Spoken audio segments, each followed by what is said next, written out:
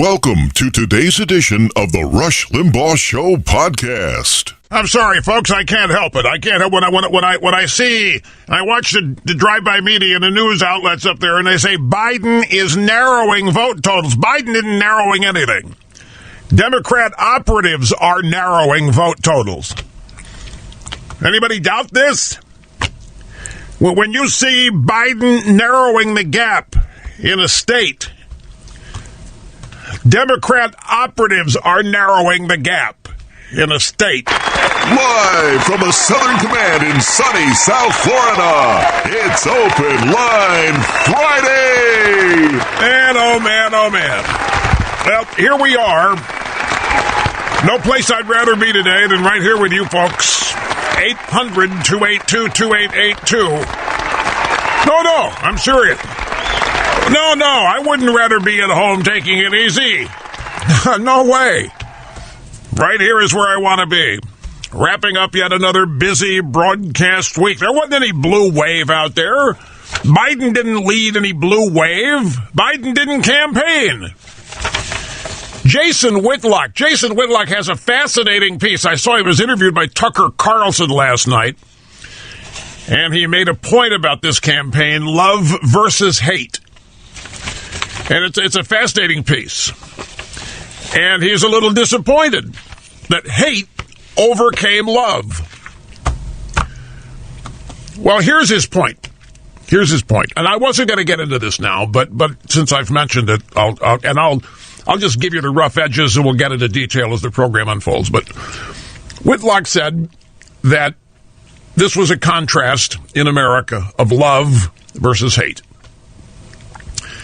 And he started by saying Donald Trump's voters love him. It is pure. It's unabashed. It is total. Trump's voters literally love him.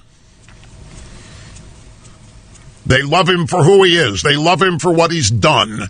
They love him because he fights for them. They love him because he never gave up. They love him because he never wilted in 4 years of character assassinations. The bottom line, as far as Jason Whitlock is concerned, massive love. And he hoped that love would overcome and overpower hate. But he says it apparently didn't. Because the hatred for Donald Trump is what defeated him. He points out there isn't any love for Joe Biden. There isn't any connection. We all know this. Joe Biden doesn't have a connection with voters. People were not even voting for Joe Biden. We've been through this. They're voting for the guy with a D next to the name, but according to Whitlock, they're voting for the guy you had to vote for if you hated Donald Trump. And he's very disappointed. He doesn't think this is good for the country with hate triumphing. And he believes that it was hate that triumphed over love, that there was more hate, literal, unabashed, raw hatred for Donald Trump, and that it overpowered and overcame all of the unprecedented love for the guy. So that's basically his point. And it's an interesting way of looking at it. And I like it because it properly categorizes the Biden vote. There wasn't any Biden vote. Look, I know, folks, I know. You're thinking, it's irrelevant. Rush, I had to vote for him. He's a Democrat on the ballot. I know, and it doesn't matter to anything now. But it matters to me. I'm sorry. The guy that won did not have any kind of massive pro-support. He was just the vessel. He was just the recipient of whatever anti-Trump sentiment there was out there. Now, he can tell himself all day long he's been elected president because he has. But well, the reason I keep mentioning it is that it's too late now, but there should have been a way, there could have been a way to counter that as part of the campaign. But you'll notice that The Republicans and the Democrats Republicans and the Trump people never once tried to properly categorize the Biden support. But it's a moot point now, so, and I've made my point about it. Look, I know many of you are extremely upset. You're angry. You are sad. Not just at the thought of Biden pulling ahead, Democrat operatives pulling ahead, but the idea of corruption, shenanigans, the unfairness of it all. It's outrageous. It should not be happening in the greatest and most developed democracy in the world. And you know what's going on now? The cable networks, MSNBC and CNN, are waiting to make the call because they want Fox to do it. They are demanding that Fox proclaim, you hate Fox now? Well, they want Fox to make the call. They could do it right now if they wanted to project Biden, because they got Pennsylvania and they've got Arizona. CNN has not projected Arizona. Fox and AP are the only ones that have, but they could. And they could put Biden over the top. They want Fox to do it. They are convinced that if they beg enough that Rupert Murdoch will do it. They'll do it. Fox has not proclaimed Biden the winner. They want him to project him the winner. Fox has him at 264. They want him to give him whatever it takes. Nevada. You understand this now. They want Fox News to do it because Fox News is supposedly Trump's network. They want total repudiation.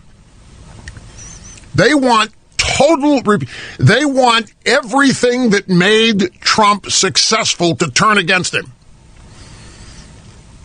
including you. They want you who voted for Trump to turn against him. They want Fox to be the one to call the race, to put Biden over the top. They want anybody and everybody who had anything to do with electing Donald Trump president to have to be the ones to proclaim that he has lost. They want everybody who was on Trump's team to abandon him. And they really want that of Fox News. I mean, Jake Tapper is begging them. Jake Tapper on CNN is begging the Murdochs to put profits aside and do what's right for America and proclaim Joe Biden the winner. That's why these other networks haven't done it. I guarantee you they're waiting for Fox to do it, and they are convinced that Rupert Murdoch and his sons will do it. You doubt me? That's what they're waiting on. They don't want anybody to ever try what Donald Trump did here. This is message day. This is message time. If you try to come in here and bust up the Washington establishment, the deep state, you're going to have happen to you what Donald Trump happened. You're going to get destroyed. You're going to be totally repudiated. You're going to be sent out of town in the most embarrassing state you have ever lived in. They are moving in for what they think is total destruction. And it is. It's outrageous. Should not be happening. Greatest, most developed democracy in the world. I share those feelings with you. You're not alone. You're not crazy. There's millions and millions are with you today. The exact same boat. But despite this, there's one thing that doesn't change, and as hard as it may seem today, and as pointless as you may think it is today, folks, we do have to continue to fight to preserve the America way of life, to preserve the America we know and love. And by the way, the voters on Election Day gave us a lot of assistance. This country is actually moving conservative. That's why the presidential election is so strange. When you look at what happened elsewhere, down ballot in the states, U.S. Congress, the House of Representatives, United States Senate, when you look at what happened in those elections, there is no trend to the Democrats. There's a trend away from the Democrats, other than the presidential race. You just have to hope that goodness prevails, that all of this mess leads to something that we can remotely digest. But see, the problem is we know these votes, and they're all found when we're asleep. They find these votes at 2:30 in the morning. They find these votes at 4 o'clock in the morning. The votes for Biden. And they are as legitimate as the Steele dossier. That's how I look at them. As legitimate as the Steele dossier. We know that both are frauds. And we all know why the Democrats insist they're real. The Democrats insist the Steele dossier was real. It was totally made up. It was fabricated. There wasn't a single word in the Steele dossier that was true. It formed the basis of the coup. The same people are counting, quote-unquote, these votes. No, my point is, the entire election showed that the country is moving conservative. There are still 34 House races to be called. 18 of those are leaning Republican. It's unbelievable. The Republicans may get enough seats to be 50-50 with the Democrats in the House of Representatives next January. The Democrats have lost everything they picked up in the midterms in 2018. Has anybody put it to you that way? The 2018 midterms were a disaster. The Democrats have lost every seat they picked up in the 2018 midterms 2 years ago. The House of Representatives may end up being 50-50. And yet Donald Trump is losing his ass everywhere else? Well, you know why. They're only altering presidential ballots. They're not taking the time to alter the whole ballot. Don't have time for that. It's Trump they want. It's Trump they want out of town. It's Trump they want frog marched out. It's Trump they want humiliated. In the Senate, the Democrats are trying to take control away from the Republicans, but it looks like that the Republicans are going to end up with at least 51 seats and maybe 52, which puts the kibosh on whatever radical left agenda crazy Bernie had in mind with Joe Biden and Alexandria Ocasio-Cortez. But it's amazing to look at this in states all over. The GOP won big. 9 states have moved to have a trifecta of all 3 branches. Even North Carolina held the GOP in the state house and the state senate, and that wasn't expected to happen. And North Carolina, they're probably, if I had a wild guess, I'd say to make it look good, they're going to give Trump North Carolina. And when I say give, because I think they're assigning things now. I don't think it has to do with who's actually legitimately winning anything. I think Democrat operatives are finding the votes they need when most everybody is asleep. They're not letting anybody watch them count. Yeah, there's still some options open for Trump, I think. I'll run through some of them. Time is of the essence, though. I'm telling you, the pressure's on. The drive-by media is hoping and praying that somebody will call it for Biden this hour, folks. I just saw Wolf Blitz talking. It could happen in minutes. It could happen in hours. It could happen in a few minutes. They're sending out the signal.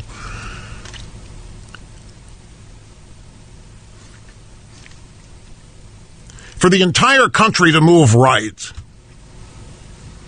like it's done in this election, but then to have voted for the most socialist, leftist, senile man ever to run doesn't make any sense. None of this makes any sense. All of these down-ballot races going Republican, all the minority votes going Republican because of Donald Trump. You've even got the chairman of the Black Entertainment Network, Bob Johnson, saying this is a tragedy. Blacks would be much better off if Trump had won. Bob Johnson, BET, saying that today. Might have been last night. But for the entire country to move right, but to have voted for this clown, Joe Biden. they didn't vote for Joe Biden. See, I keep making that point. There's one other thing here. Listen to this. If this doesn't put it in perspective, nothing will. This is a tweet from some guy known as the People's Pundit. Oops. You know what? This may take me some time to explain. It's like kind of using numbers, although there aren't any numbers, but may take some time. Let me take a break so I have ample time on the other side to properly explain this. So I just got this note. I just got this note from Brett Baer, Fox News, saying that I've conceded the election. He wants to know if that's true. Did you concede the election? You think that Biden's... I didn't say that. I'm dealing in some hypotheticals here, but I've never conceded the election. I've never said that this was over. I've never, in fact, just finished saying that Trump's got legal options open to him. And I was going to get into those here in just a second. I'm sorry if anybody misunderstood me in speaking in these hypotheticals, but maybe when I'm talking about how in the world can we win all these seats down ballot, pick up seats in the House, maybe be 50-50, hold on to the Senate, hold on to the legislature in North Carolina, and Trump loses, maybe when I say that, they think I'm conceding. I'm not. I'm talking about the trend line. I've not conceded anything. All I've said is that the cable networks are waiting for Fox to do it. By the way, I wrote back, I said, Brett, you guys better be on the lookout because that's what they're doing. They're waiting for you to do it. They want you to eat crow. They want Murdoch to eat crow. They want you guys to be the ones to repudiate Trump. So if anybody out there thinks I've conceded anything, wrong-o. And if I gave that impression, then I take it back because that was not the intention. Now, let me see. I've eaten into some points. The time I was going to use here to make a point. A fascinating tweet. Listen to this. Donald Trump won the largest non-white vote share for a Republican presidential candidate in 60 years. Now, we had that bit of news yesterday. Let's add to it. Trump won the largest minority vote share for a Republican in 60 years. Joe Biden underperformed Hillary Clinton in every major metro area except, are you ready? Milwaukee, Detroit, Metro Atlanta, Philadelphia. Now, let me go through this again. Joe Biden did worse than Hillary Clinton in every major metro area except for 4. Milwaukee, i.e. Wisconsin, Detroit, i.e. Michigan, Atlanta, i.e. Georgia, Philadelphia, i.e. Pennsylvania. Just don't happen to be the 4 states that are going to put Biden over the top in their scenarios here. Biden did worse than Hillary, who lost everywhere but those 4, and it wasn't because the Democrats had to get out the vote effort. That's the kicker. The Democrats did not win Wisconsin, Michigan, Georgia, Pennsylvania, where they got out the vote effort. They did it where they get out the Democrat operative effort, which is still going on. Biden isn't closing any gap. Democrat operatives working in these counting centers overnight are closing the gap. In other words, there wasn't a get-out-the-vote effort that put Biden over the top in these 4 states. It is chicanery in the vote counting process. Again, I have not conceded this election, and I'm not going to be the one to do it. Yeah, welcome back. It's Open Line Friday. Okay, the Trump team has a case to make here. The Trump team has a case to make for the courts and a case to make to the American people. And I hope that the Trump legal team allows the president to get the message out on where the evidence of vote fraud exists. Because when they get the evidence, then release the evidence. Don't let the fake news cartel set the narrative and allow it to be accepted and unchallenged. And I fear that this is what's happening out there. So let's look at some irregularities in swing state voting. Now, I just touched on this in one way. I'm going to do it again. Biden, this is what we're told. Biden outperforms senators in swing states, but underperforms in Virginia, New Hampshire, Rhode Island. Something doesn't jibe here. Biden, and this is, to me, this is big. Biden underperforms Hillary Clinton and Obama. Underperforms means that he did worse.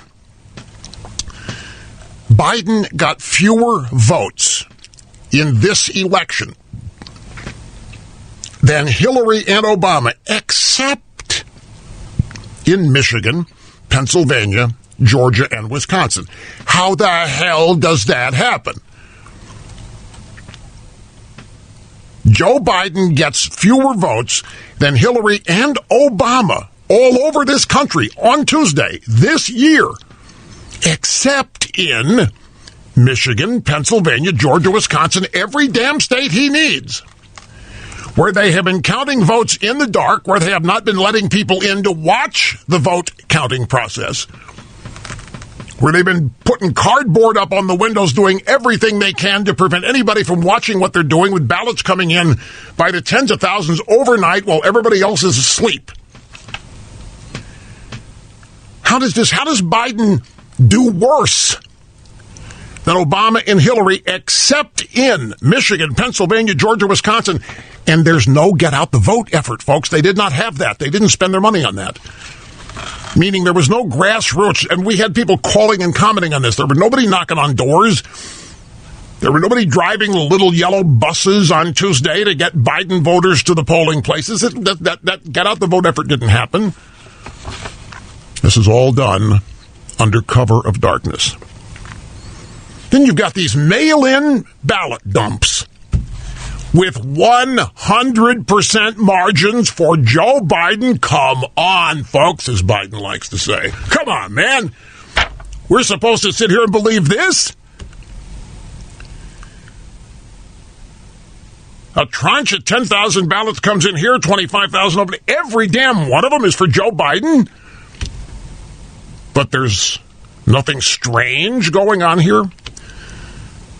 In the midst of all this, the Republicans lose 0 seats in the House, and they're going to hold 51 to 52 seats in the Senate. So let me tell you what this is.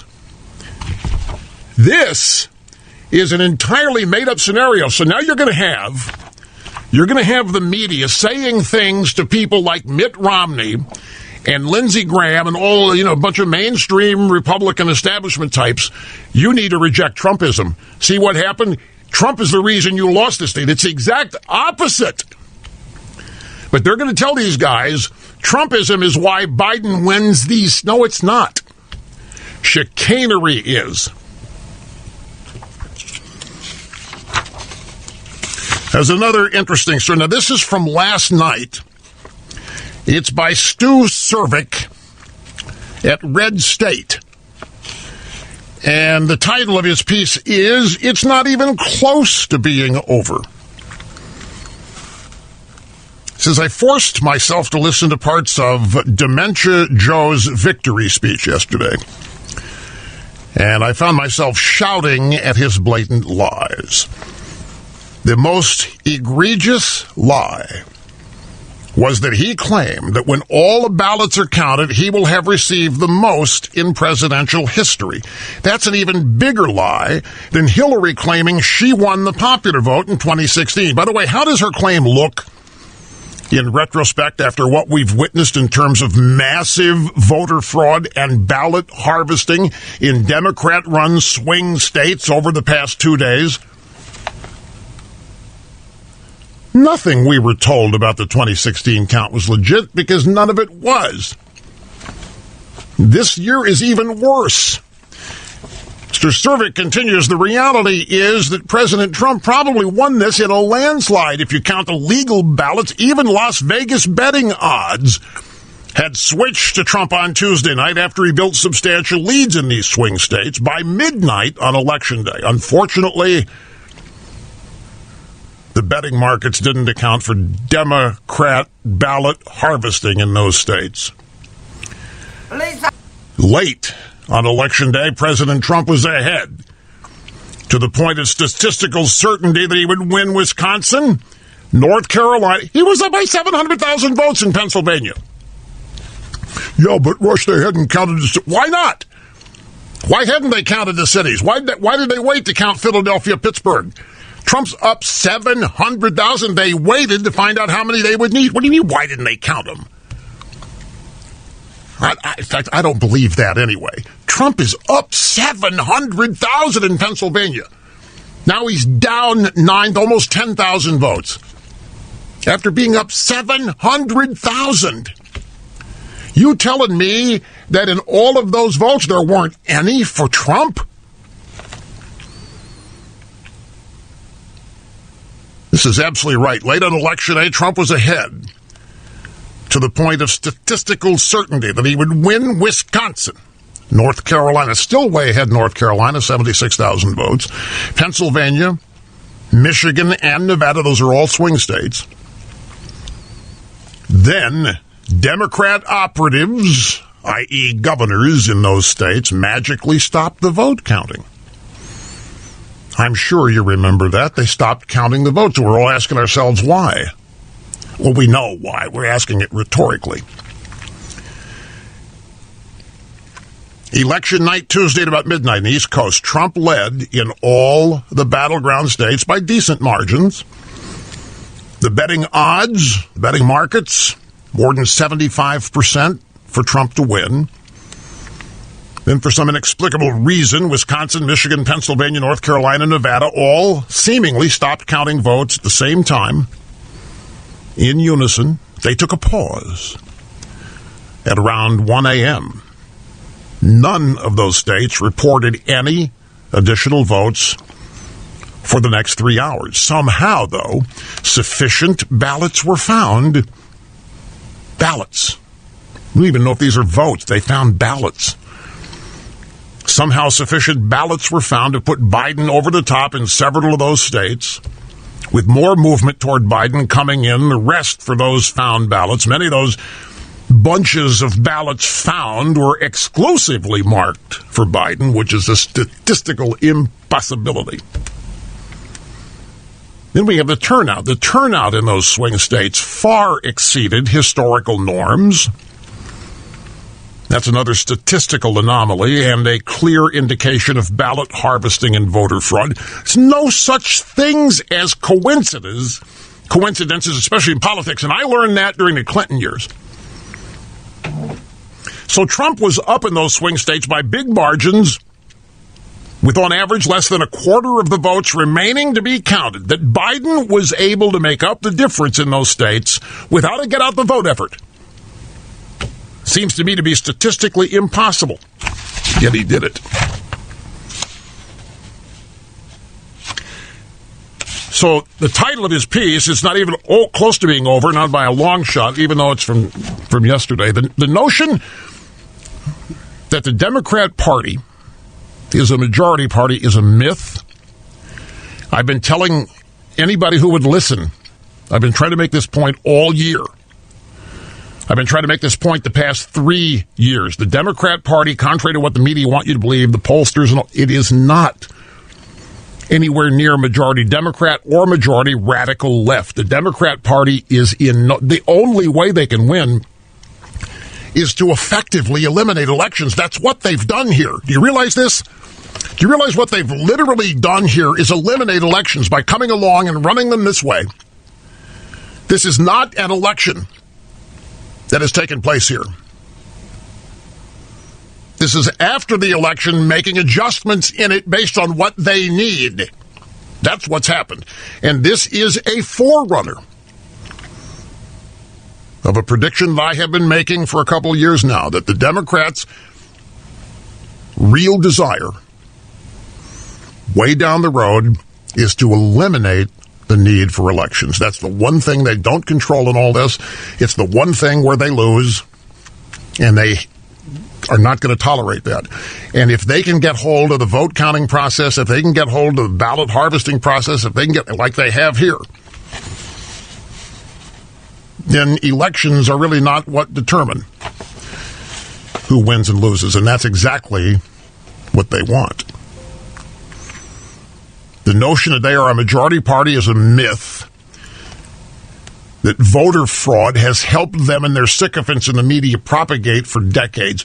If you take voter fraud away, take it out of the equation, and the corruption that it promotes, the Democrat Party will be relegated to the radical rump party that it truly is. It's that small, folks. The Democrat Party is nowhere near a majority party. But Russia, they win in so many places. Yeah. The Democrats are strong in communities. Take a look at the county-by-county map. Take a look at the acreage. The Democrats do not dominate this country. They dominate communities.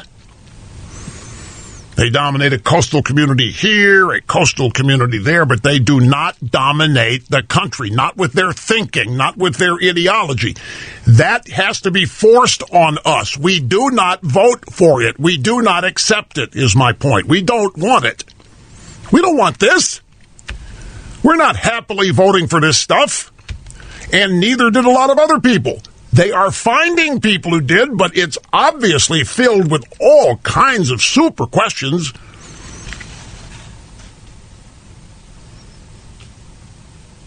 Knowing what we know about the fighter that who our president is, what is the likelihood that he, knowing what to expect and telling us he knew it was coming, what's the likelihood he wouldn't do anything about it? Or what's the likelihood he would not have any plan to counteract and capitalize this? The answer is zero.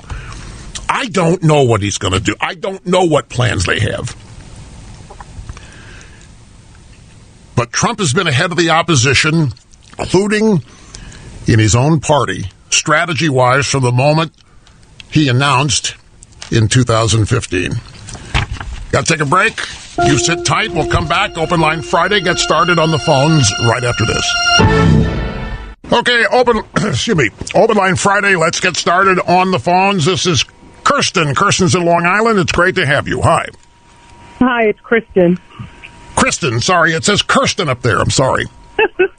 It's okay. God bless you, Rush. We love you. We are praying for you. I lit a candle for you at Mass today, so we're with you. Well, I appreciate that. I really do. Thank you very much. Yeah. So, I don't know if it's a question or a comment, but I felt like Brett Baer when I heard you in the beginning, and I'm just feeling like you were saying how, it's great we won seats in the Senate and the House, and I just felt like, so what? Because if we don't win the presidency, if they're able to steal it, they're going to eventually be able to steal the election in the Senate and the Congress, and I feel like it's because of Trump that they got those votes. I don't think the people are behind the Republicans. I think the people are behind Trump. Exactly. Yeah, I spent a lot of time making that point yesterday. Yeah, I heard you. But a few days ago, you were like, don't worry, we got this. And now it felt like you were saying, well, if we don't win it felt like you were saying, well, if we don't win the presidency, look at what we've done. And I'm like, it doesn't matter. I vote. No, you misunderstood the context. I'm glad I'm trying to ask a question. How can... They're all saying, Trump, look, I'm reacting to the left. They're waiting for Fox to call this. Do not doubt me. They think it's over.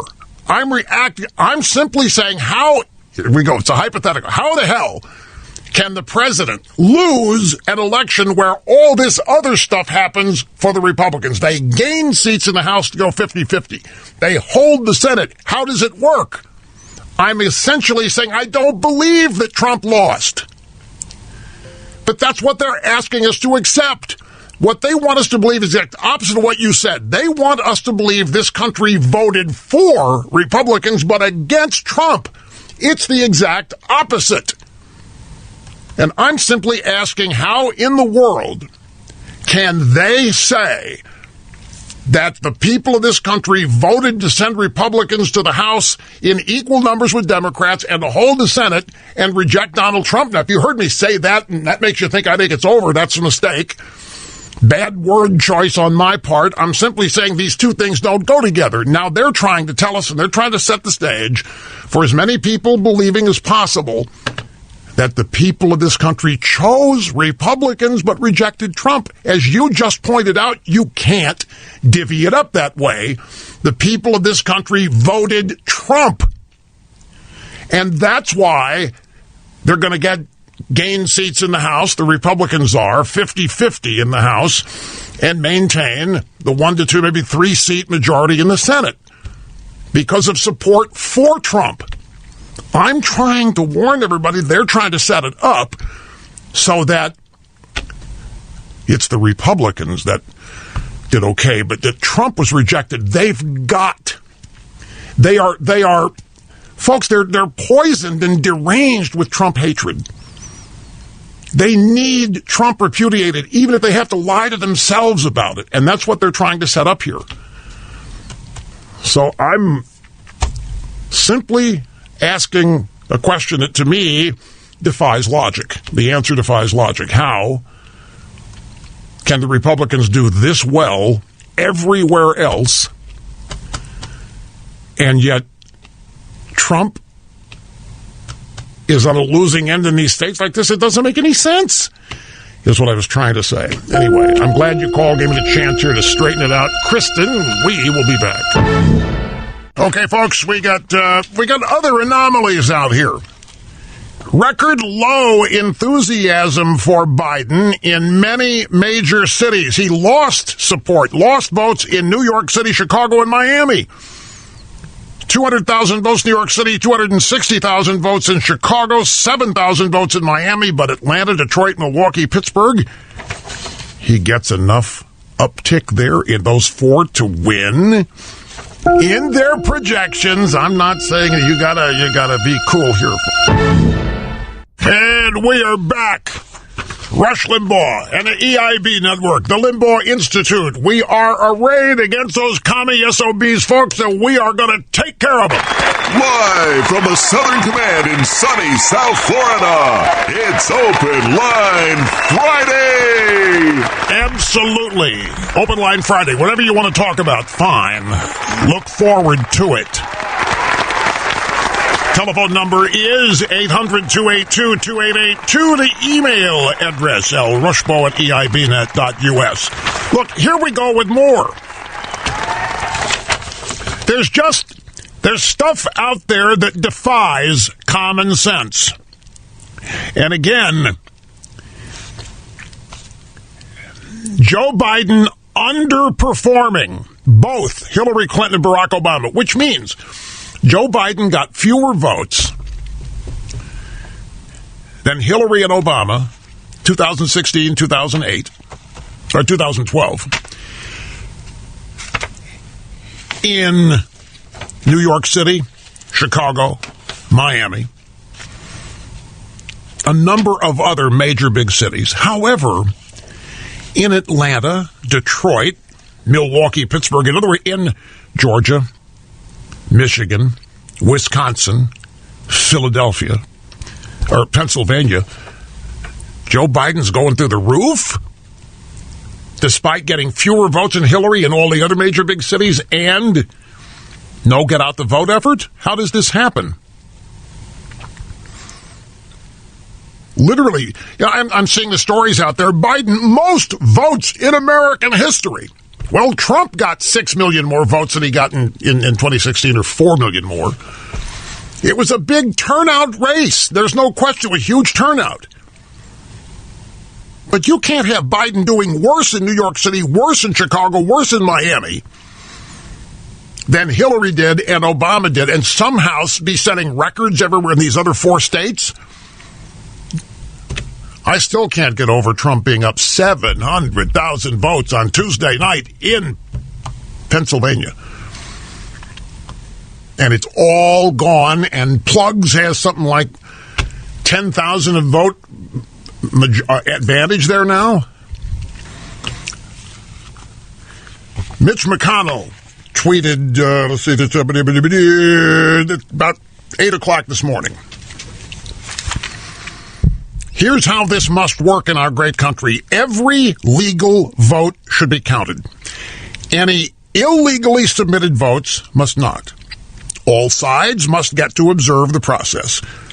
And the courts are here to apply the laws and resolve disputes. That's how Americans' votes decide the result.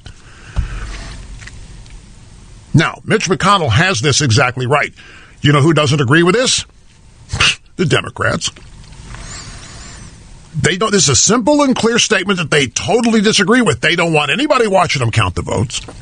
They don't want anybody observing the process. They have not let anybody observe the process. They have defied court orders to let people observe the process. The Democrats have no interest in legalities. The Democrats have no interest in fairness here. They never have had.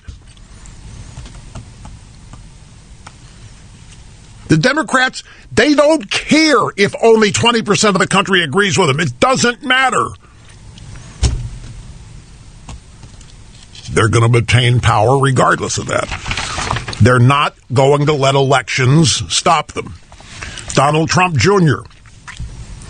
When America sees everything we are uncovering, they'll be disgusted, and even the media won't be able to pretend voter fraud isn't real. Ending this crap once and for all will be fundamental to preserving our Republican faith and democracy. That tweet is from 7:48 a.m. today.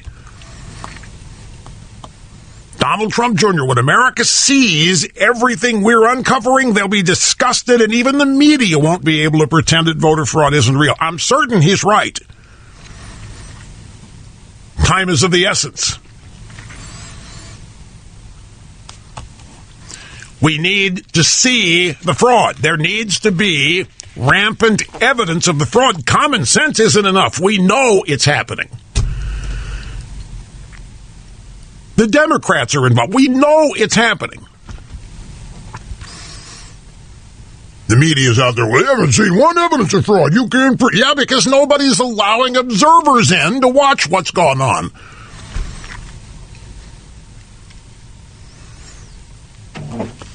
Another tweet from Donald Trump Jr. There is infinitely more evidence of voter fraud than there ever was of Russia collusion.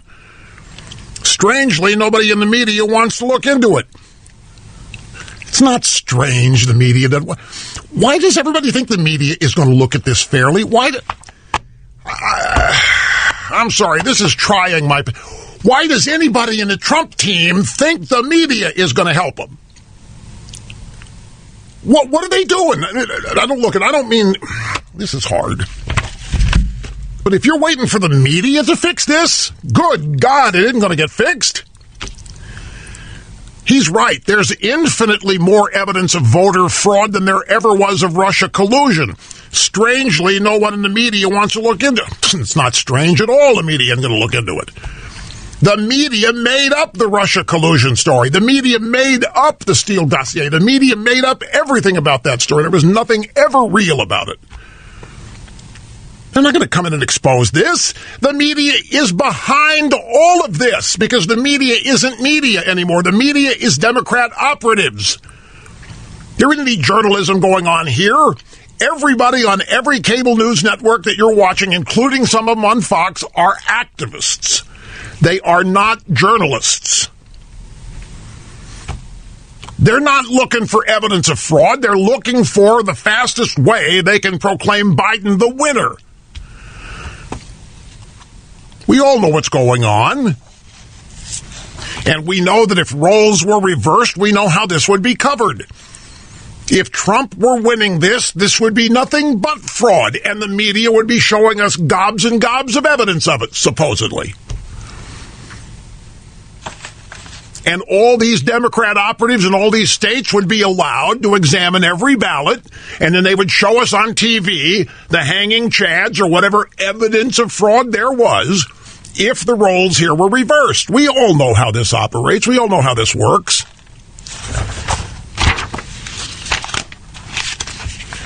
A caller yesterday noted that during the cheat fest, that down-ballot Republicans were winning while Trump was hemorrhaging votes. Now, here is a tweet. It just adds to the point. Republicans are not losing in down-ticket races because the industrial-scale ballot fraudsters were only marking presidential boxes. To save time, it means more fraud per minute if you ignore the rest.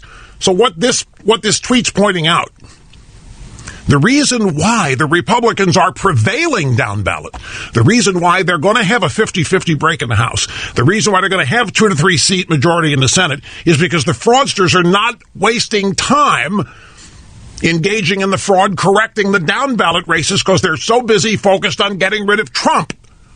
So all they're focusing on is the presidential box, the checkmark box, wherever on these absentee and mail-in ballots. That's what they're changing. That's what they're focusing on. We know what's happening. Trump and his team are going to have to fight this all the way to the Supreme Court, and they're sounding like they're going to. The court, the Democrats are so easy to hijack, so eager to hijack, so eager to pack. Now, I was reading something in Axios today. It's a millennial publication, drive-by left-wing media. And they were, I think they're a little apprehensive, a little frightened of things Trump could do to counteract what's happening here. One of the things that Axios suggested out there, Trump could do an executive order, and I haven't run this down, but I don't know if Axios is right about this. Sounds legit. Trump could do an executive order requiring governors and attorney generals of the states to report how many registered voters there are versus how many people actually voted and what was the breakdown of the vote. Put the onus on the states to do this and take it off of Trump. Trump can issue the executive order. Look, because this is where some of the biggest fraud's taken place. We've seen it in Wisconsin, and we've seen it in Philadelphia. All of these dead people that are voting, all of these, the numbers of people registered versus the number of people voting, the number of people voting is dwarfing the number of people registered. In other words, people that aren't alive are voting. People that don't live there anymore are voting. So issue an executive order requiring the governors and the attorney generals and the secretaries of state, maybe, of these states to give us the numbers. If we're going to show fraud, we're going to have to shine the light on some. And this is some of the most obvious fraud. If you've got X numbers of registered voters in a state, let's just give a round number. We've got 3 million registered voters, but 4 million people voted in that state, then you've got a problem. You have 1 million illegal votes. So let's get the real numbers and let's find out what they are, state by state by state. And right there, we're off to the races in demonstrating and showing fraud. The media's out there saying, we haven't seen any evidence of fraud. You don't have any evidence of fraud. You can't. Well, let's go get some. Here's another piece. This is in Breitbart, and it's a piece written by Robert Krachik, but it quotes a statistics and other expert by the name of Hans von Spakovsky. So I'm going to take a break here so I have ample time to deal with this. We'll be right back, and we'll also resume on the phones with your calls, so hang on. Here is the mayor, by the way, of Philadelphia. His name is Jim Kenney, and he just spoke mere moments ago. While some, including the president, continue to spew baseless claims of fraud, claims for which his team has not produced one iota of evidence, what we have seen here in Philadelphia is democracy, pure and simple. Our founding fathers, who conceived this system just a 15-minute walk down the street, I know would be proud. 233 years after the Constitutional Convention, we stand at this convention center and proclaim the system still works, the people have spoken. And God willing, we will have a peaceful transition to power in January. I'm not trying to make you mad, folks, but that's what the mayor of Philadelphia is saying. They're in the process of stealing an election. They stand there and say that it would make the founding fathers proud. In Nevada, The verified Twitter account, Nevada GOP, our lawyers just sent a criminal referral to the Attorney General, William Barr, regarding at least 3,062 instances of voter fraud.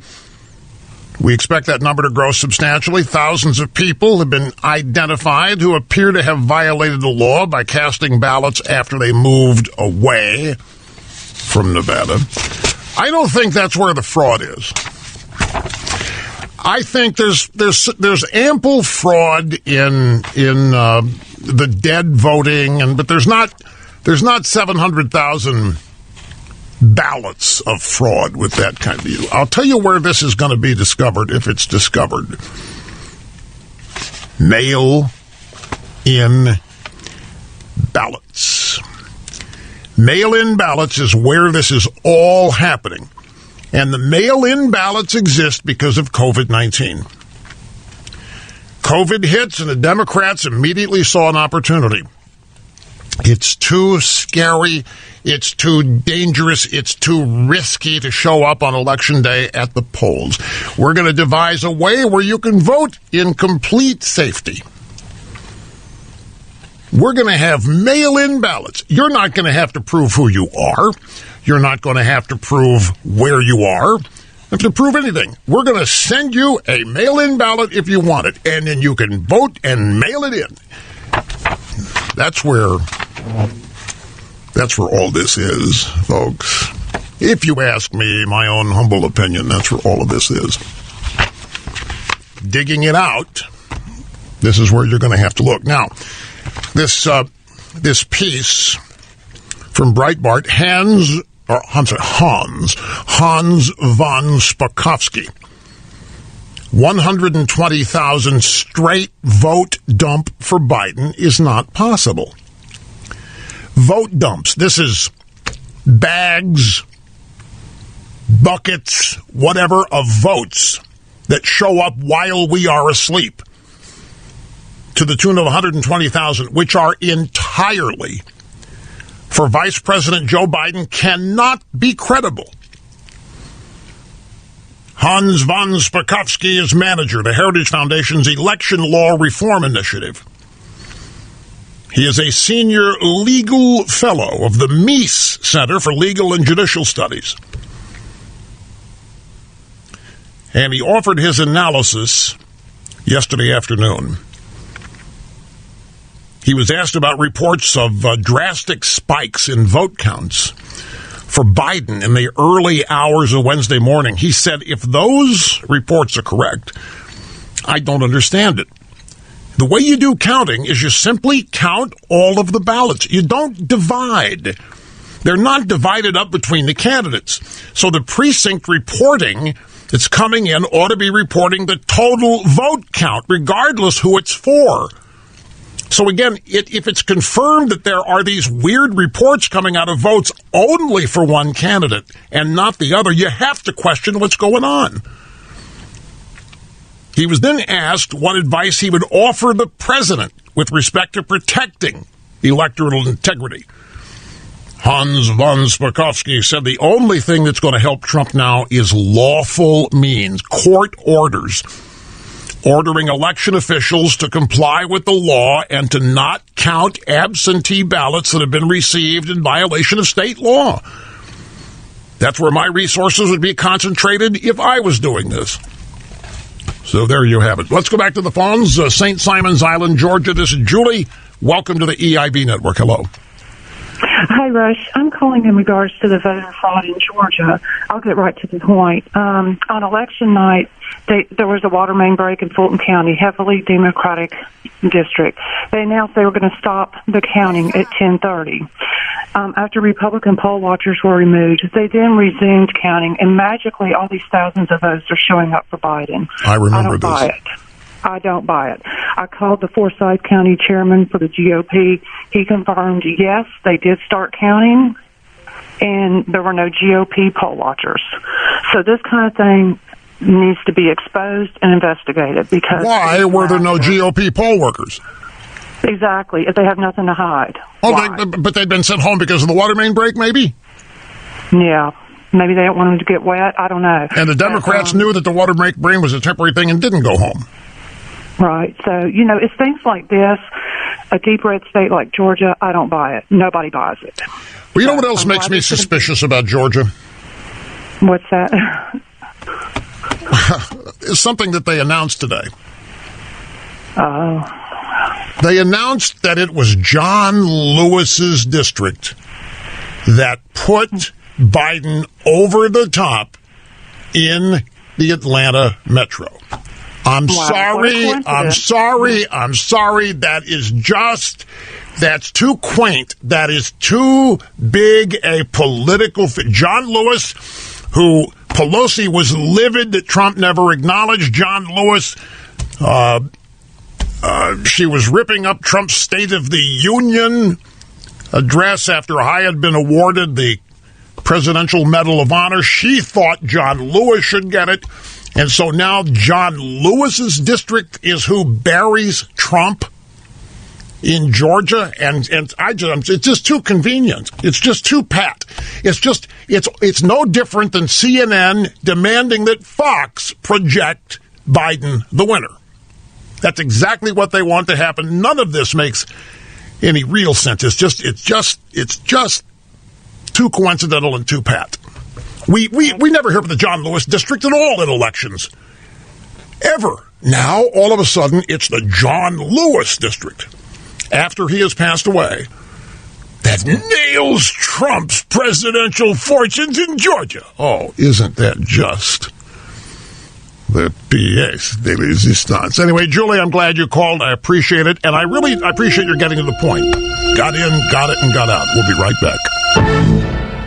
Greetings, welcome back. Open Line Friday. Rush Limbaugh executing assigned host duties flawlessly, zero mistakes. So the mayor of Philadelphia, there isn't any evidence of voter fraud. You can look all you want. There isn't. The evidence is being gathered for litigation. That's what's going on. The Trump team is doing everything it can to gather the evidence. They got to go get affidavits. The efforts to keep the Republicans out of the counting facilities makes this slower. But that's what's going on. The evidence, they are doing everything they can to gather the evidence right now. And meanwhile, the Democrats are doing everything they can to counter the idea that Trump had a great turnout with African Americans. That's why they're pushing the John Lewis district is the reason that Biden carried Georgia, the reason he carried that district. They're doing everything. Got James Clyburn, all these other congressional Black Caucasian guys on TV. They're doing everything they can to knock down the idea that Trump had a great pro-Trump minority turnout. He did. Folks, they're in the process of erasing the facts of this election and hiding the truth. So it's going to take a while. You got to get affidavits and not letting the Republicans into these counting facilities. We're only 3 days into this, folks. Al Gore spent 37 days in one state. Florida, 37 days trying to overturn that state. There's a whole lot more states here. This isn't going to get resolved today or over this weekend. Back to the phones, Open Line Friday. Michael in Cleveland. Welcome, sir. Great to have you. Hey, Rush. Thanks for taking my call. Hey, maybe I need to adjust a little bit as the show's gone on. I did feel a little bit at the beginning of the show that you were just sort of reporting facts, and I don't hear the anger in your voice that I did with the Russia collusion. And I don't know if we're all just getting beat down a little bit and starting to accept things, but like during the Russian collusion case, you were furious, and now they've stolen an election, and I feel like we're more just kind of reporting facts. And I'm just wondering how things are going. If it's time for us to worry at this point. I mean, they have pop culture, they have the media, they have the news. It looks like they're going to have Fox News. Now none of that's new. None of the pop culture, education, none of that's new. They've had that stuff for years and years and years. Well, that I'm aware of, but as things have progressed, they have now basically stolen an election at this point. And I feel like a lot of the people A lot of the talking heads are like, well, this is... It's not the first election that they've... It's not the first election... The whole Russian thing, 2016, was about trying to steal that election. They were trying to reverse the results of it. This is what they do. They tried to steal the Florida election in 2000, and they got beat at it. This is what they do. They lose elections, and every damn one of them they refuse to accept. They're the ones that do not engage in peaceful transitions of power, while accusing Trump and the rest of us of the exact same thing. Well, and I agree with that. And I think what's happening, and I know that you are in touch with your audience probably more than anybody, and I know that you are aware of the anger out there, but I liken it to the analogy that you make about Democrats being mad that the Democrat populace has been promised this and promised that and promised this and promised that. Nothing ever happens, and then the populace is ready to explode. I think that's sort of where a lot of us feel like out in the middle of America. Comey's not in jail, Clapper's not in jail, Brennan's not in jail, Hillary's not in jail. They just stole an election. They keep promising, we're going to do it, we're going to do it, we're going to do it. It's not happening. It's not happening. I hate, you call here and you have been accusatory of me. I'm not saying that to you. I've got some buttons here that I never know which ones to push. I was not saying damn it to you. I turned my microphone off and said damn it. Didn't mean to. Just 2 days ago, I was making the point that nobody's in jail. Comey, none of these people. Strzok, Smirk, they're not in jail. They're still on CNN getting paid to lie. I'm just as livid about all this as you people are, if not more so. And I know you can't listen to every minute of every program, but I made that point twice this week. I think what everybody is getting confused about, or why everybody thinks that I acted like this was over, I talked about Jason Whitlock's column at Outkick.com. And Jason Whitlock's, in making the point that he was making, I probably sounded like he sounds, like he thinks it's over. And I was just making the point, I was reflecting his point, which is that he is disappointed and surprised. He said that this election is not about Democrat, Republican, it's about love and hate. And love lost. That's his word, not mine. I'm simply telling people what he said. And he points out that Trump's voters love him. They love him unconditionally. They love Trump no matter what. They went to the end of the earth for Trump. They went to rallies. They put themselves through arduous circumstances to attend rallies. They went to cold weather. They left their jobs. They did everything they could because they love Donald Trump. They even turned out in greater numbers in 2020 than they did in 2016. But Whitlock said, not me, Whitlock said that the hate for Trump beat him. And I'm simply quoting the Whitlock piece. He was disappointed. He's acting like maybe he thinks it's over. I should have specified that I'm quoting Whitlock with every sentence that I was actually quoting or discussing. But his point was that Biden didn't win anything, that hate did. Hate for Trump. And he was expressing disappointment that in the United States of America, hatred overcame love. He thought it'd be just the exact opposite. Now, my point is, hatred has not triumphed. Well, hatred is driving the fraud. Hatred is driving the cheating. Hatred, the unwillingness to accept Trump as a winner, is driving all of this chicanery the Democrats are engaging in. It is hate that is driving it. I understand Whitlock's point. And in quoting his piece and talking about it, people might have heard me say that I was agreeing with him, and it's over. I was just talking about his point he was making. It's all it was. I am by no means not mad. I'm by no means ambivalent about this. I'm as frustrated about this as the Russian hoax and all this other stuff, because it never ends. It just keeps going. What really irritates me more than anything is that people vote for it. Folks, I really hoped that after 5 months of American leftists burning down American cities, destroying American businesses, destroying private property, that the people of this country would once and for all see who they are and vote against them.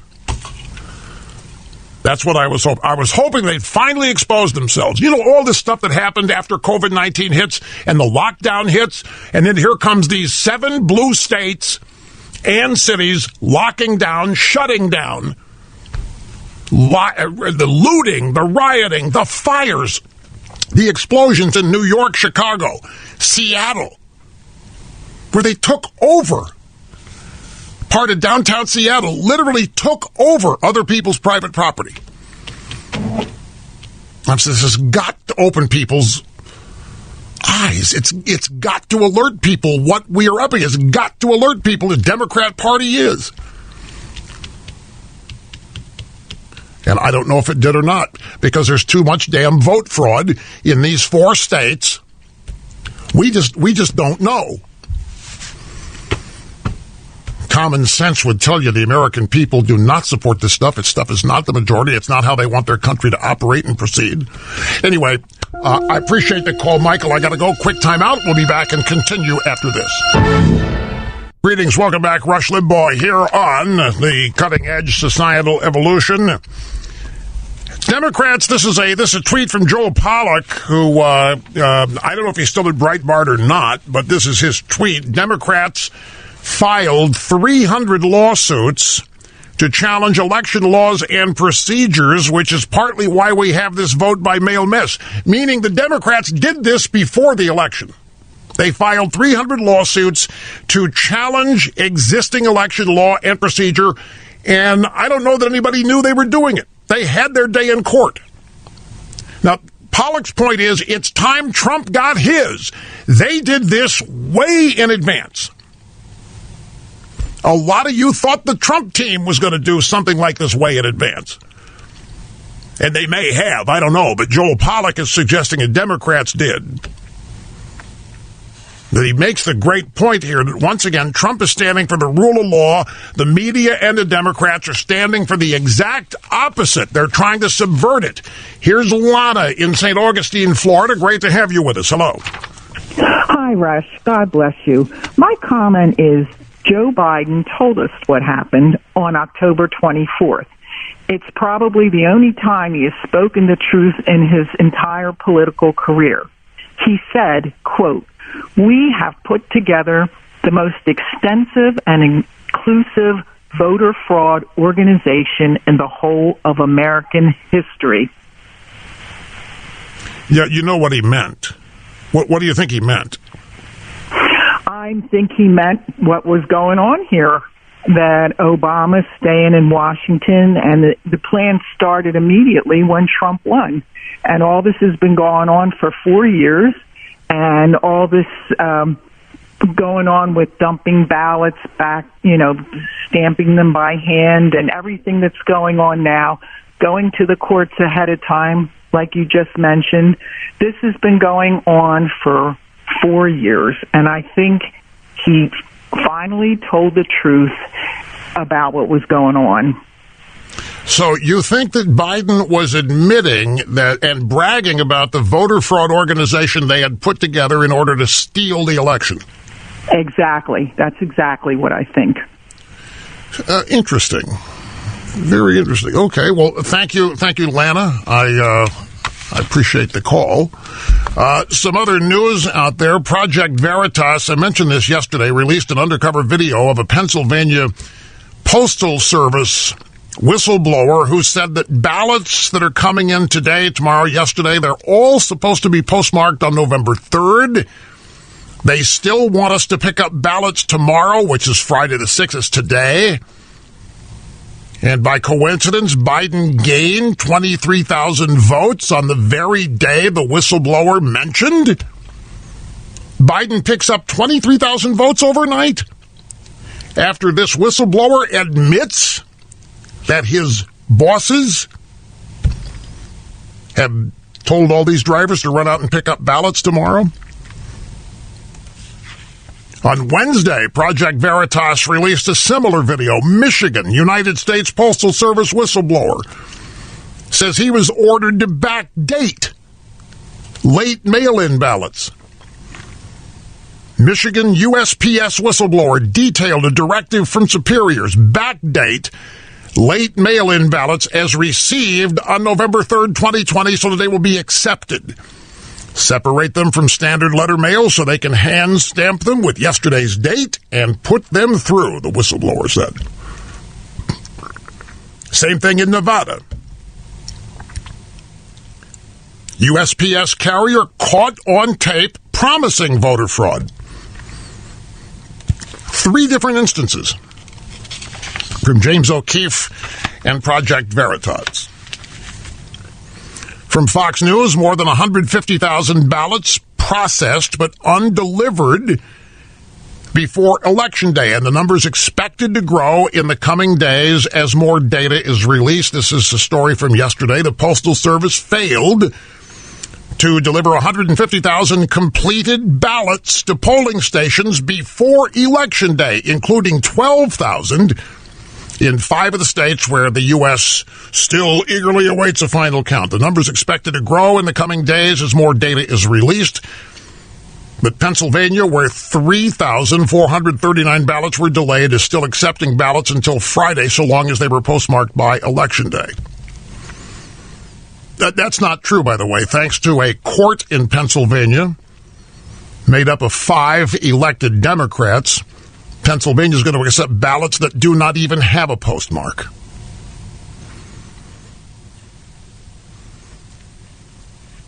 And there's a story here from Summit News. Biden got more votes than Democrat senators got in swing states. We've been through that. This swing state Biden performance, where he underperformed Hillary and Obama everywhere but these 4 cities. In these 4 states, it's so curious. Here's Gene in Raleigh, North Carolina. You're next. Great to have you on the EIB network. Hello. Hi, Rush. I'm happy to talk to you. I'm calling to let you know that my husband and I, we stood in line on the second day of the early voting in North Carolina for 3 hours in the rain. We get in to vote. My husband goes up to the table to get his ballot, and they say, "Oh, you've already voted."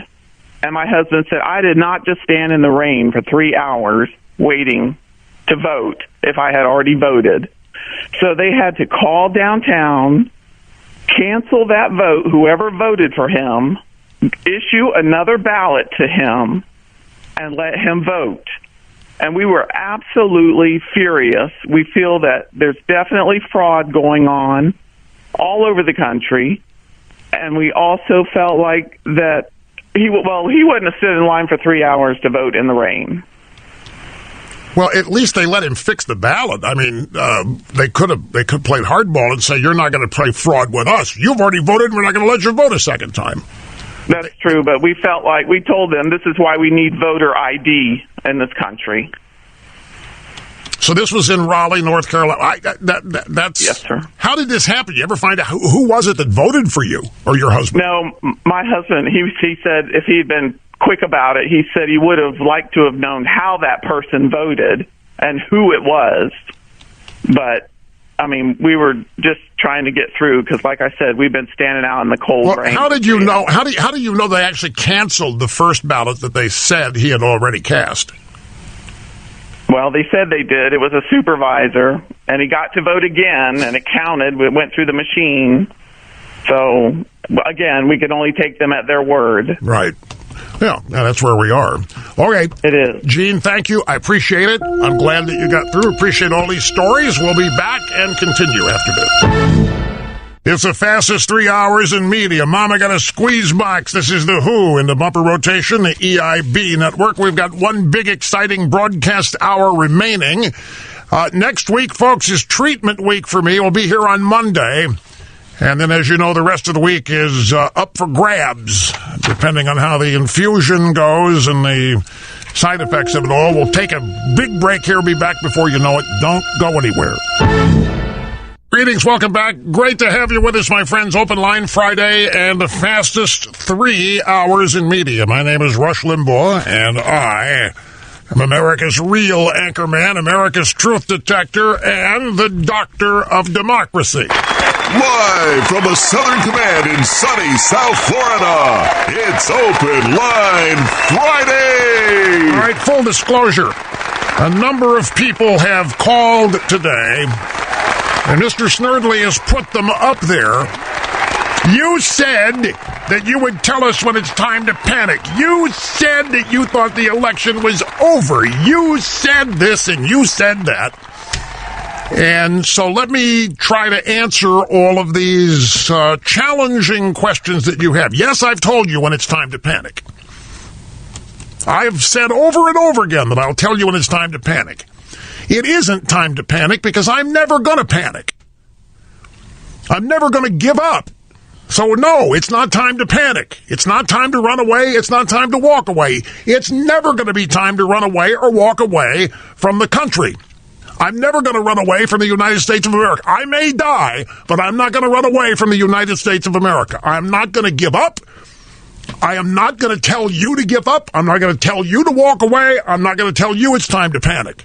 You can keep asking if you want, but I'm always going to tell you no. Even though I've told you I'll tell you when it's time to panic, it's never going to be time to panic. You know why? Panic never accomplished anything. So if you're thinking that we've gotten to a point where even I might tell you that we've reached the last straw, no way. Never. Ever. Not going to happen, folks. Not as long as I'm drawing a breath. There will never be panic. There will never be walking away.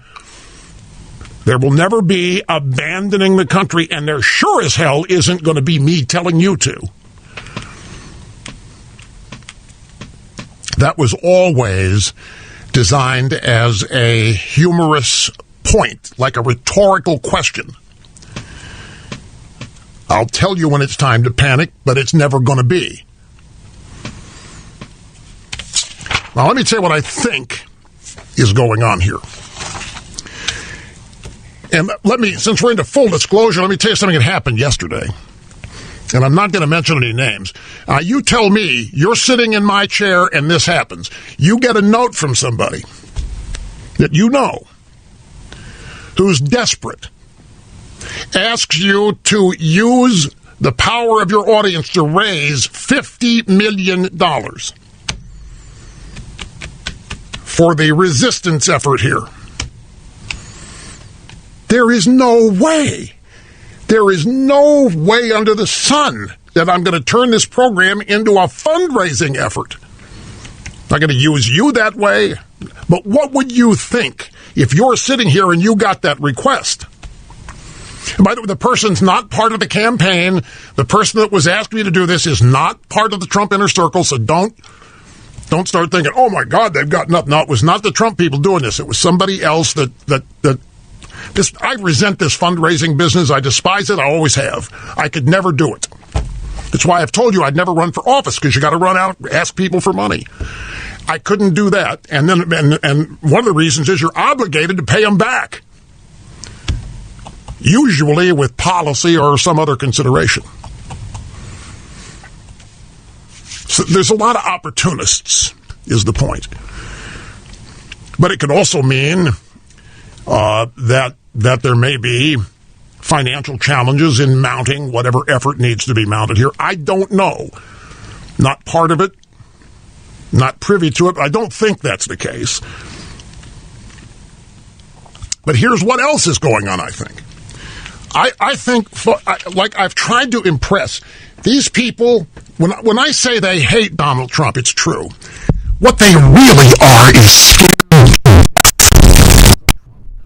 And what he means, what he poses as a threat to the Washington that has existed since post-World War II. McCain even talked about it. McCain asked the question during the 2016 campaign, when Trump is running around "Make America Great Again" and talking about bringing Americans home and doing all that. McCain's openly asked, why would we want to destroy this world order that we set up after World War II? Well, because that world order is a globalist world order. That world order subordinated the United States to a global organization that was run by the Euro nation, the Eurozone. You know, we had this massive love for the Europeans because they have trains and stuff, and they're cleaner in their transportation, this kind of stuff. And there was after World War II and after we won, there was a little bit of a guilt complex on the part of many Americans that said, you know, we don't deserve to be the one superpower. We don't deserve to be this or to be that. There needs to be a balance, so let's create the Soviet Union. So we did that. And Trump is looking at all this. It doesn't make any sense. We want to make America great again. We want to make America the centerpiece and the focal point of the world because we're the good guys. And we have proven that we are the solution to the world's problems. We are not the world's problem. Well, the Washington establishment set themselves up with all the perks of being in the establishment, which are financial and family. They got scared to death. They never thought Trump would win. So they laugh at him, make fun of him, make America great again, nothing but racism, return to slavery. Then he wins. Oh, no, they're scared to death. Because he means it. He means it when he starts talking about draining the swamp. He means it when he wants to make America great again. He means it when he wants to return power to the middle class. He means it when he wants to return power to blue-collar Americans. He means it when he says that the United States needs to have a border so that we don't get overrun. The New World Order said, let's not have a border or let's not enforce it because we're citizens of the world and we can handle the influx. We need it for labor, whatever. Trump says, no, we don't need it. We have Americans we need to promote and take care of. Anyway, they're scared to death. They have been scared to death for 4 years that Trump was succeeding. And I'm talking about Republicans as well as Democrats. It's not just Democrats who oppose Donald Trump. The entirety of the Republican establishment does too. And there are a lot of them. And that's why when you ask, where is the help for Trump? Where is the assistance? He doesn't have it because the Republican establishment does not want him to prevail here. The Republican establishment wants Biden to win. The Never-Trumpers are part of the Republican establishment. They're out there pro-Biden, voting for Biden, urging people to vote for Biden. They're not helping Trump. They're not interested in helping Trump stay. What they want in 2024 is all of you Trump voters. They're going to try to hold on to you while they get rid of Trump. That's what's going on. I think. My own little theory here. Let me see if I can run through this for you. Now, the Democrat strategy in all of this is to simply ignore everything except what they're saying. Declare Biden the winner and move on. That's what's on the agenda. As soon as they can do this, and believe me, they got time. They'll be patient. They'll hold out for Murdoch to do it. They'll hold out for Fox News to give him Nevada, make him the president. That's what they're all waiting for.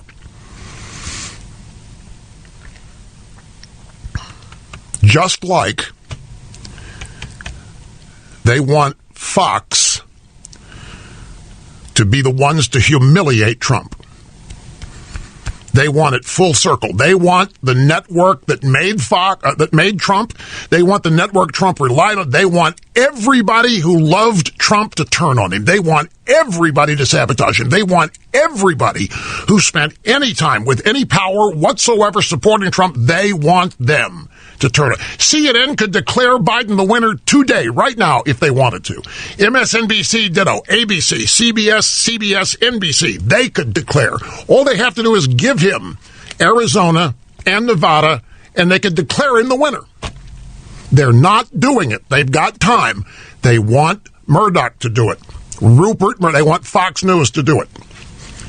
They're waiting on Arnon Michigan, who runs the decision desk at Fox News, to make the call. That would be music to their ears. Fox News has declared Joe Biden the next president of the year. That's what they want to hear. That's what they're angling for. That's what they're waiting on. So the Democrat strategy, media strategy, just ignore all this chaos.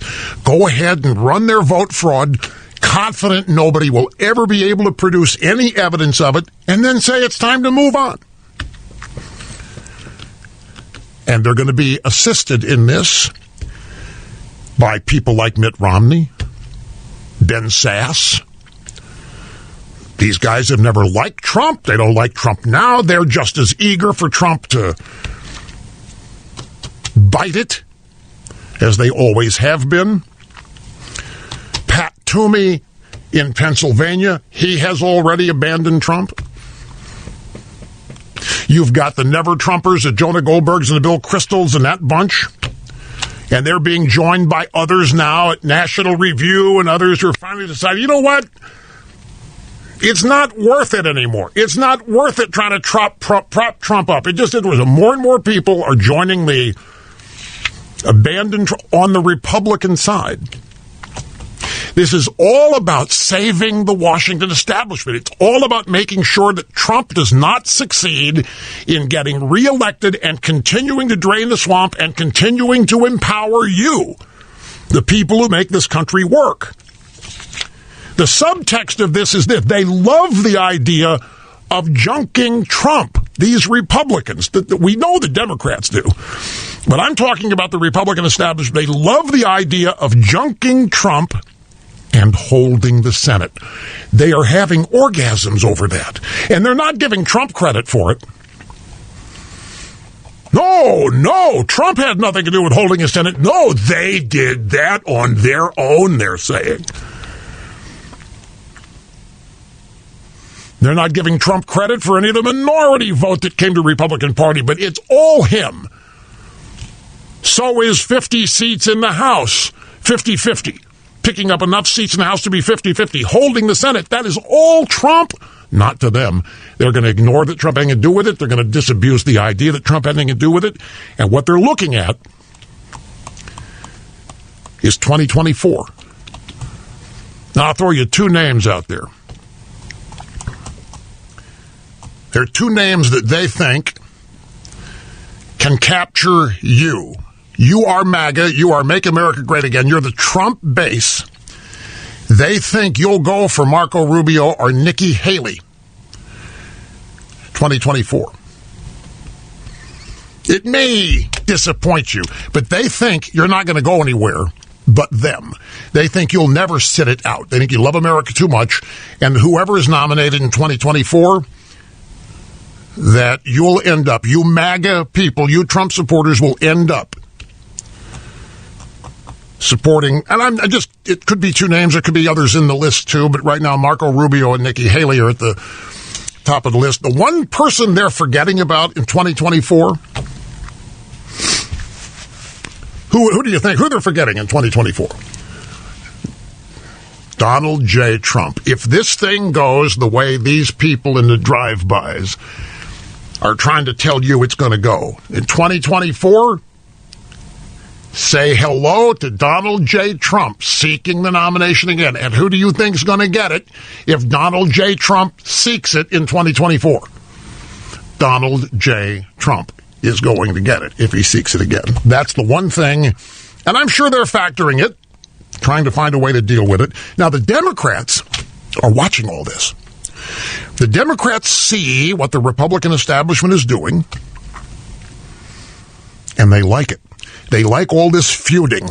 They like these Republicans throwing Trump overboard. That's the best thing in the world that could have happened to them.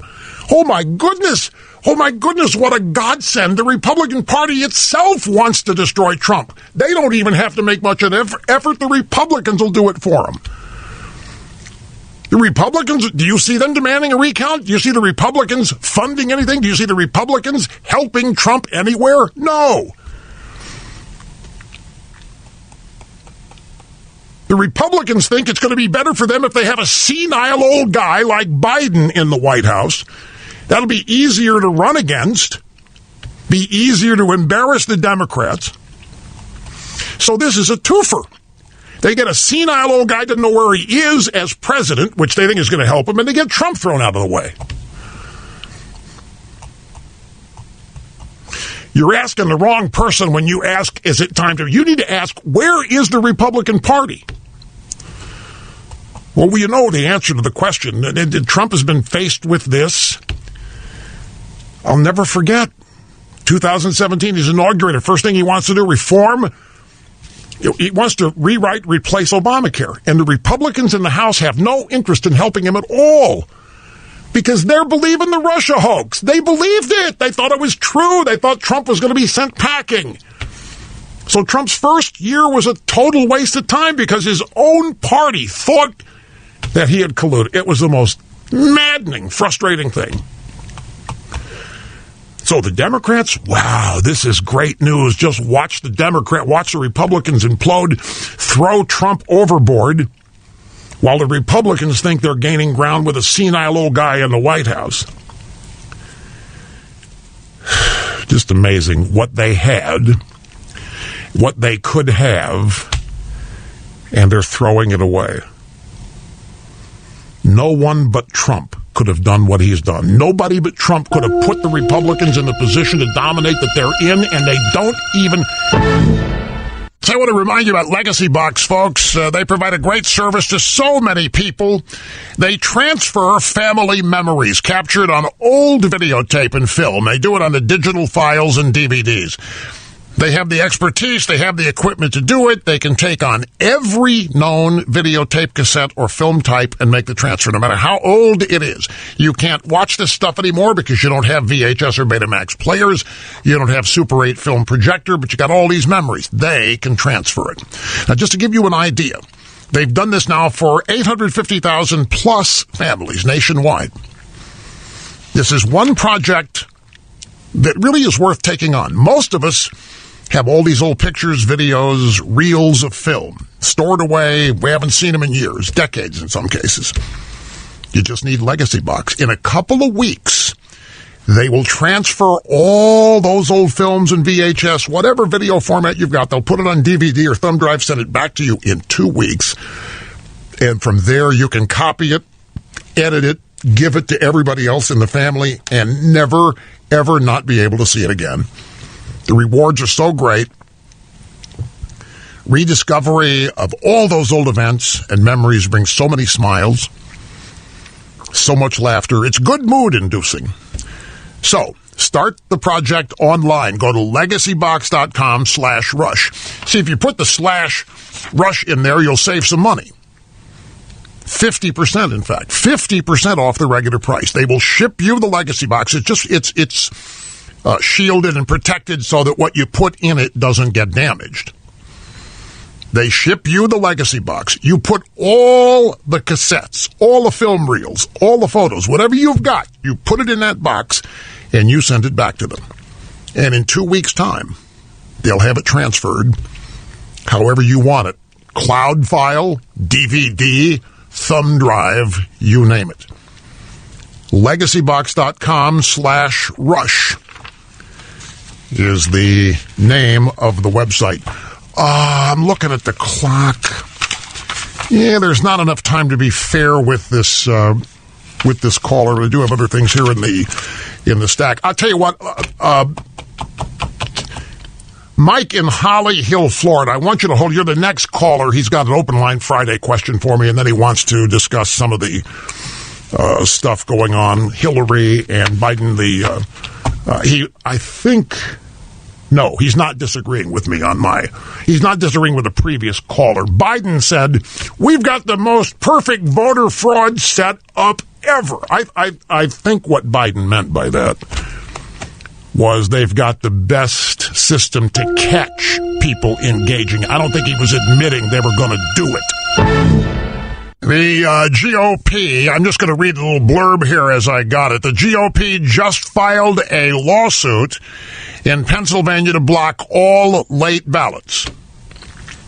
That's all I know. I don't know if it's going to work. I don't know what specifics are involved. And when it says GOP, I'm not even sure what that is, given so much of the GOP is anti-Trump. So we have to wait and see. But there has been a lawsuit filed to block all late ballots in Pennsylvania. If that succeeds or succeeded, do you realize how many of those 700,000 votes that have gone to Biden might not be valid if the lawsuit would prevail?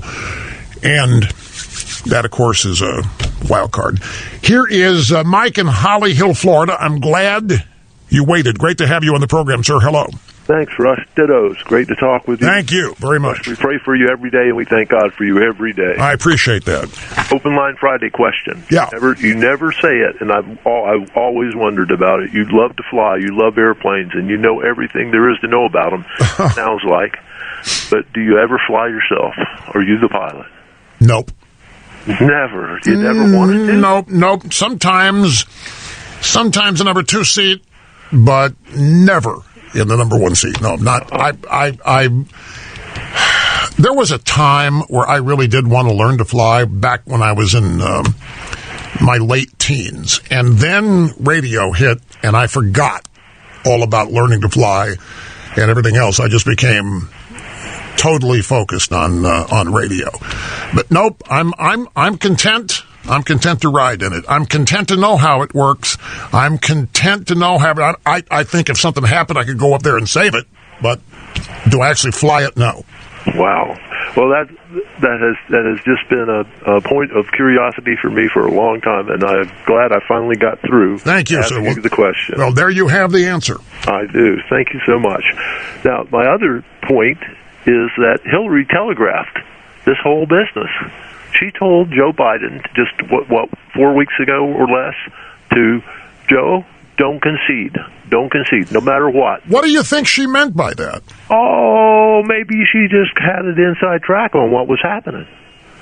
Maybe she just figured out that they were going to solve all these votes in there, and that he couldn't lose because they had it. They were. You know, I know it looks that way, but I think with Mrs. Clinton, you have to first realize that everything's about her in her life, and even, advising Biden, it's all about her. What she was really saying was that she shouldn't have conceded, that she made the mistake of conceding, and that Biden shouldn't make the same mistake.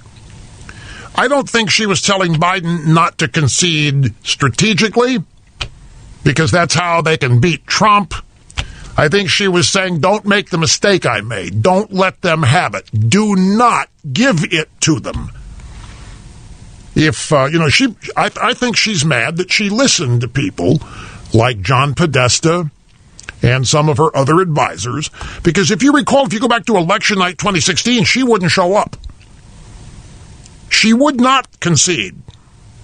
And Podesta is having to take the stage and try to solve all of the angst and the panic that exists on the Hillary Clinton side.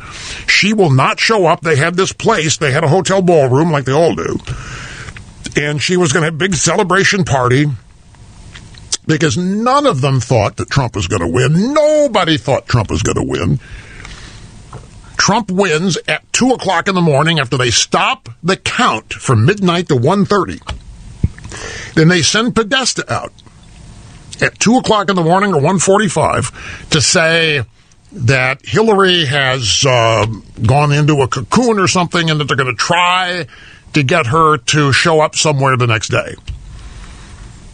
But she would not confuse that night. And what happened was that a bunch of her people told her she had to, that she lost. And in her case, it wasn't close. The Electoral College, she got smoked. There was nothing close about it. All they had was the popular vote margin, and that was strictly because of California. It was a 2 million or 3 million vote margin, but it was irrelevant because Trump had a massive 306 or more electoral votes. It was over.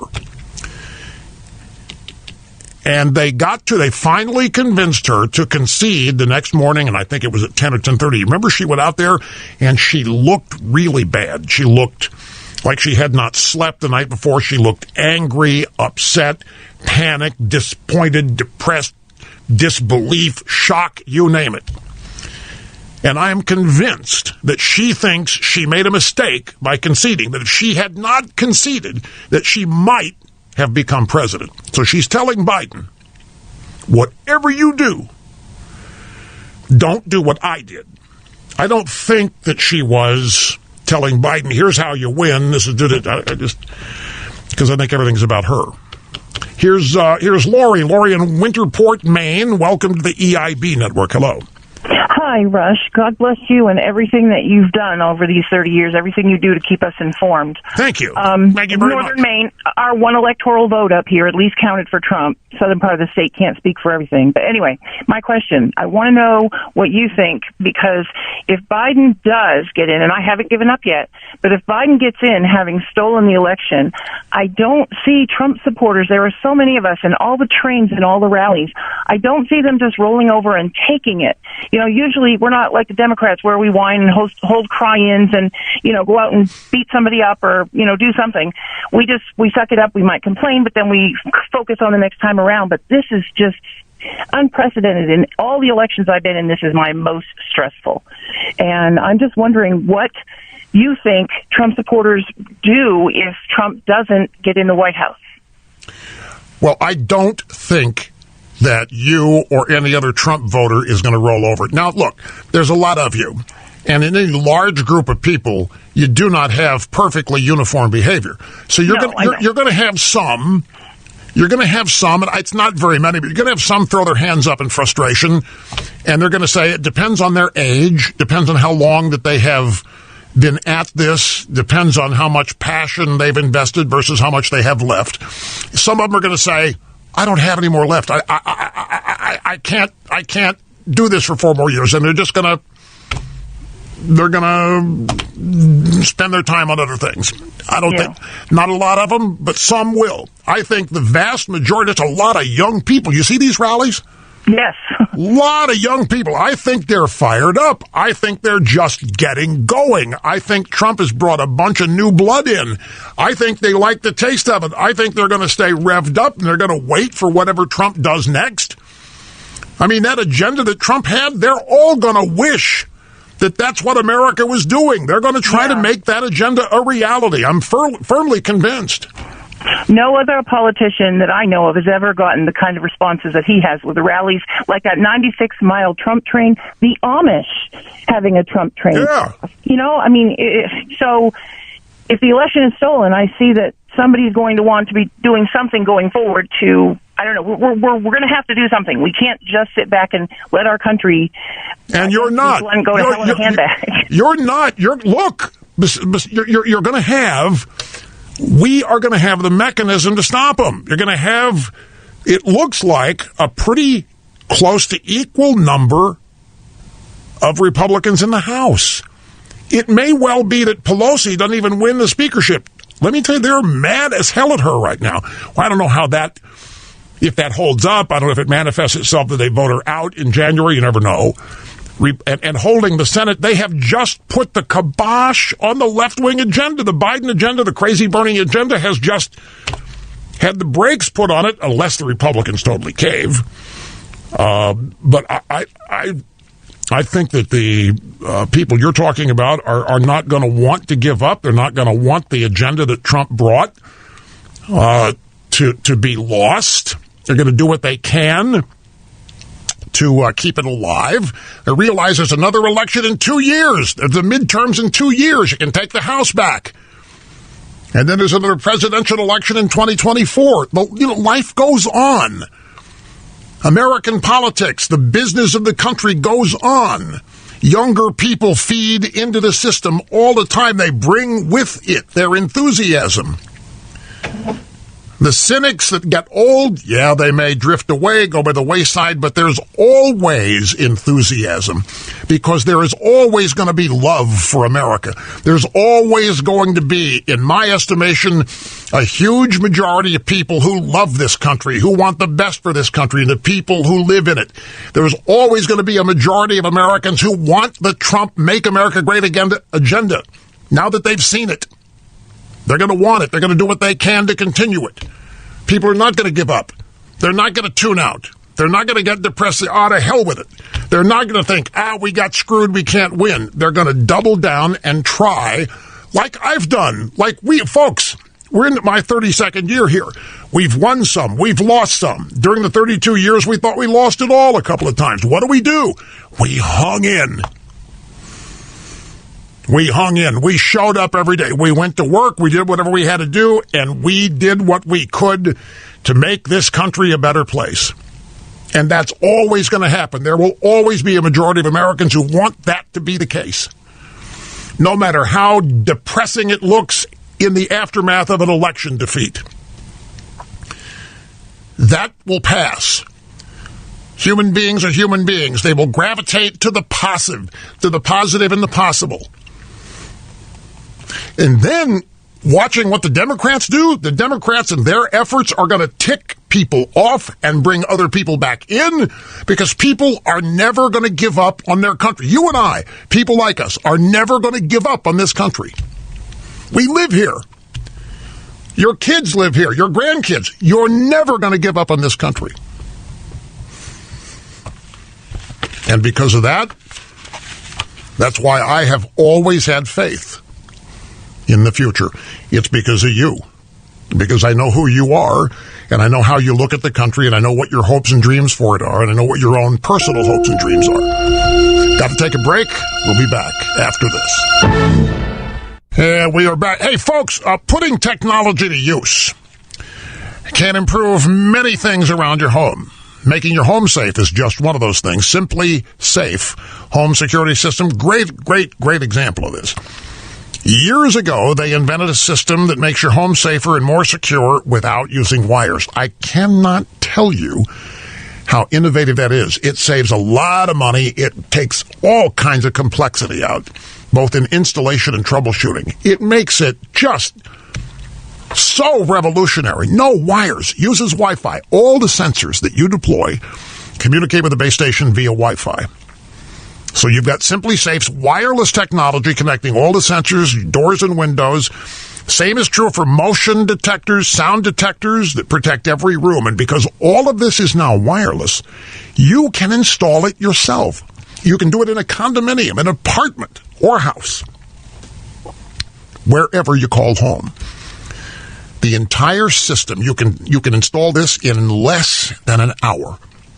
It arrives pre-tested, pre-configured. All you have to do, place the devices, the sensors, around your home where you want them. It's actually the fun part. That's how you become intimately aware of your system. You get to choose whether you want 24/7 professional monitoring. That's where they call the cops if there's a break-in. It's only $14.99 a month, and there's no monthly or no contract, no 2-year contract, no obligation. It's monthly, $14.99. See the system at simplysafeusa.com. That's where you'll buy it as well. Free HD camera to go with the system. That's a $100 value tossed in El Fribo. Simplysafeusa.com. Grab audio soundbite number 11. I've been hyping this. I've been telling you about this all day. I want you to hear it. This is Jake Tapper.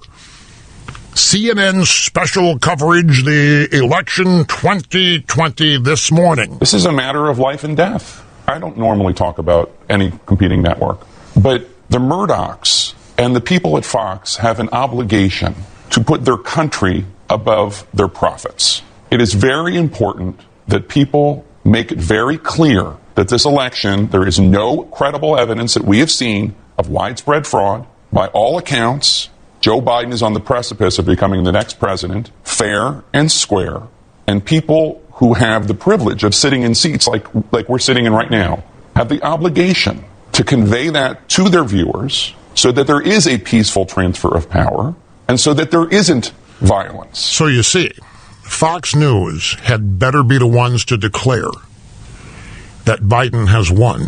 Otherwise, there will be violence. Everybody knows these Trump people are dangerous. Everybody knows these Trump supporters. It's the exact opposite. The Trump people do not do violence. Jake, it's your Democrat viewers in Seattle and Portland and Minneapolis and New York. They are the ones where all the violence was taking place. They are the ones setting buildings afire. They're the ones looting businesses. They're the ones tearing down portions of town. They are the ones taking over other people's property. You dare to say Fox News has a duty to call the election so that Trump's voters will not cause violence? Trump's voters are not violent. They haven't engaged in any violence. Another myth. Another cliche. Another bigoted statement. What they really want. They want Rupert Murdoch to tell the people at Fox to call the race for Trump because they want total humiliation of Trump. They want the only network that gave Trump the time of day to turn on him. That's what they want. They're content. Oh, it would be the greatest day in the world if they could convince Rupert Murdoch to have somebody on Fox declare Trump the loser or Biden the winner, however they would do it. Back in just a moment. Hey, get this. The software used to tabulate the votes in one county, I think in Pennsylvania, sent 6,000 Trump votes to Biden. That's announced today by the GOP. Keep a sharp eye on this if you're going to pay attention to news later on in the afternoon. We got to go, folks, out of time. See you back here on Monday. Welcome to today's edition of the Rush Limbaugh Show podcast. I'm sorry, folks. I can't help it. I can't help when I see. I watch the drive-by media and the news outlets up there, and they say Biden is narrowing vote totals. Biden isn't narrowing anything. Democrat operatives are narrowing vote totals. Anybody doubt this?